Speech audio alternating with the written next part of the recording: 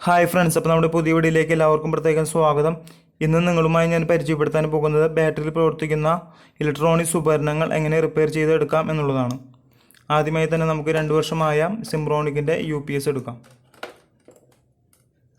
UPSകൾക്ക് ഉള്ള കാലാവധി എന്ന് പറയുന്നത് 1 വർഷമാണ് ബാറ്ററിയുടെ കാലാവധി.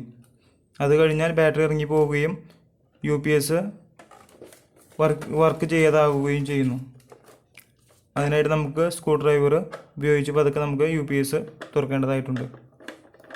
പതുക്കെ നമുക്ക് സ്ക്രൂ ഡ്രൈവർ ഉപയോഗിച്ച് സ്ക്രൂകൾ പതുക്കെ തുറക്കാം.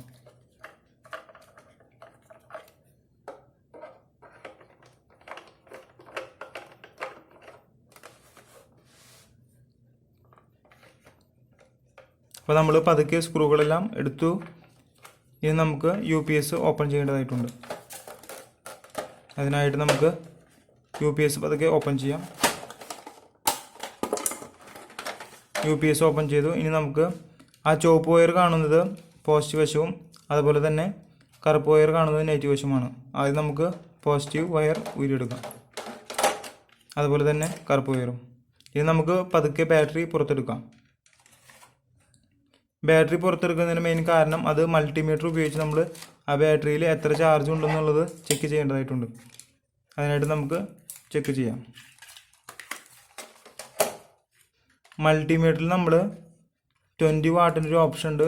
ഓപ്ഷനിലിട്ട് മാത്രമേ നമുക്ക് ആ ബാറ്ററിയുടെ ചാർജ് ചെക്ക് ചെയ്യാനായിട്ട് സാധിക്കുകയുള്ളൂ.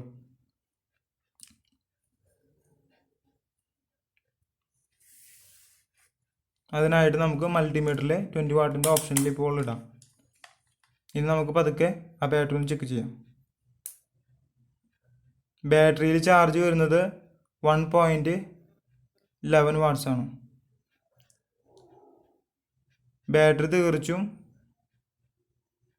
തീർച്ചയായിട്ടും വർക്ക് ചെയ്യുന്നതല്ല, ആ ഡെഡ് ബാറ്ററിയാണ്. ഇപ്പോൾ ഇതിൻ്റെ പകരം നമുക്ക് പുതിയ ബാറ്ററി നമ്മൾ റീപ്ലേസ് ചെയ്ത് വെക്കേണ്ടതായിട്ടുണ്ട്. അപ്പോൾ നമുക്ക് ഇലക്ട്രോണിക്സ് കടയിൽ നിന്ന് ചോദിച്ചാൽ നമുക്ക് പുതിയ ബാറ്ററി വെക്കാവുന്നതാണ്. ഇതിൻ്റെ ചാർജ് എന്ന് പറയുന്നത് 12 വാട്ട് 7H ബാറ്ററിയാണ് ഇതിൽ മെയിനായിട്ട് ഉപയോഗിച്ചിട്ടുള്ളത്. അപ്പോൾ ഈ ബാറ്ററിയുടെ ചാർജിൻ്റെ ഈ അളവ് പറഞ്ഞു കഴിഞ്ഞാൽ കടയിൽ നിന്ന് അവർ എടുത്തു തരുന്നതാണ്.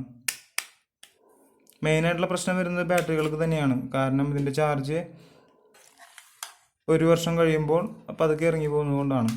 ബാറ്ററി വാട്ടറൊന്നും ഒഴിച്ച് ശരിയാക്കി എടുക്കാൻ സാധിക്കില്ല. ഇനി നമുക്ക് പഴയ എമർജൻസി ലൈറ്റിൻ്റെ കാര്യം നോക്കാം. ആദ്യം എമർജൻസി ലൈറ്റ് ഓൺ ആക്കുമ്പോൾ നല്ല പ്രകാശം വരുന്നു. പതുക്കെ പ്രകാശം കുറഞ്ഞു വരുന്നതായിട്ട് നമുക്ക് കാണാം.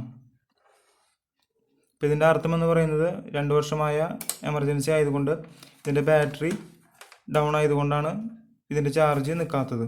അപ്പോൾ നമ്മൾ ഇതിൻ്റെ ബാറ്ററി പതുക്കെ മാറ്റേണ്ടതായിട്ടുണ്ട്. ഇതും ഇലക്ട്രോണിക്സ് കടയിൽ നിന്ന് നമുക്ക് ലഭിക്കുന്നതാണ്.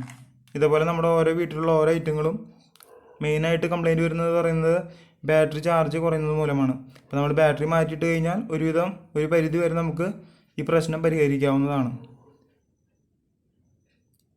അതിനായിട്ട് നമ്മൾ പുതിയൊരു ഉപകരണം വാങ്ങേണ്ടതില്ല. Thanks for watching. സബ്സ്ക്രൈബ് ചെയ്യുക. ഓക്കെ.